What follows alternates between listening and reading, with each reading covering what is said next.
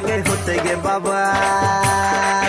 करबू गोली के फायर ये सटेज पर बाजार नीचा गमछा बिछाई देबो करबू गोली के फायर ये सटेज पर बाजार नीचा गमछा बिछाई देबो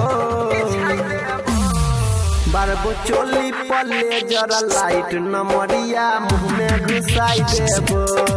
बारबो चोली पले जरा लाइट नमरिया मुंह में घुसाई देबो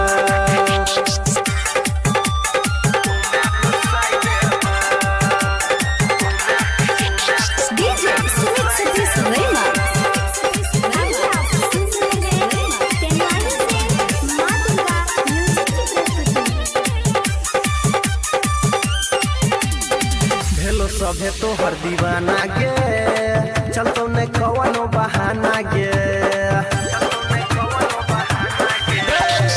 चलो सभे तो हर दीवाना गे चलतो ने कवनो बहाना गे मजा सभे कोई लेतो गे नमरी पर घगरी उठे तो गे अब कने शॉट मन करे छटपट न ते गर्दा उड़ाई देबो बारबो चोली पले जरा लाइट नमरिया मुंह में घुसाई देबो बारबो चोली पले जरा लाइट नमरिया मुंह में घुसाई देबो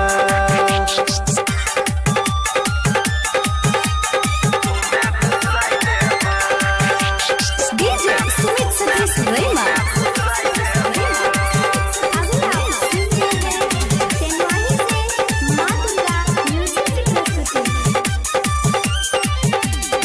नाचे कनी तू संभर के छोरा सब जइतो चहर गे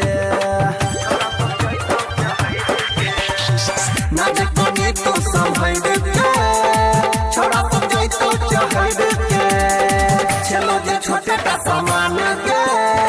ये तो सभे ताना महिरे गे हटे हटे कनी दूर मजा देबो भरपूर अनिल अंकित के संगे भेजाई देबो बारबो चोली पले जरा लाइट नमरिया मुंह में घुसाई देबो बारबो चोली पले जरा लाइट नमरिया मुंह में घुसाई देबो करबो गोली के फायर ये सटेज पर बाजार नीचा गमछा बिछाई देबो करबो गोली के फायर ये सटेज पर बाजार नीचा गमछा बिछाई देबो बारबो चोली पले जरा लाइट नमरिया मुंह में घुसाई देबो बारबो चोली पले जरा लाइट नमरिया मुंह में घुसाई देबो मिक्स बाय डीजे प्रवीण करियोत बाजार।